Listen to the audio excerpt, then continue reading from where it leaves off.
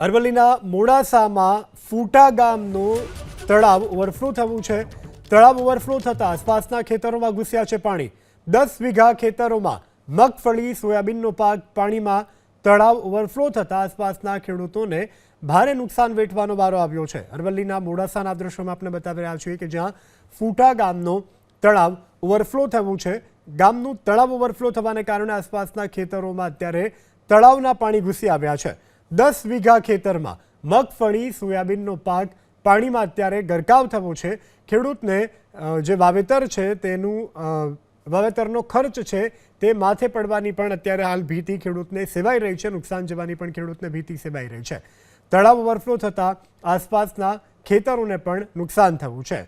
તો તળાવ ઓવરફ્લો થયું છે જેને કારણે આસપાસ આવેલા ખેતરોમાં અત્યારે તળાવના પાણી ફરી વળ્યા છે। ખરીફ પાકનું વાવેતર ખેડૂતોએ પોતાના ખેતરમાં હોંશે હોંશે કર્યું હતું, હાલ તેના ઉપર પાણી ફરી વળ્યું છે।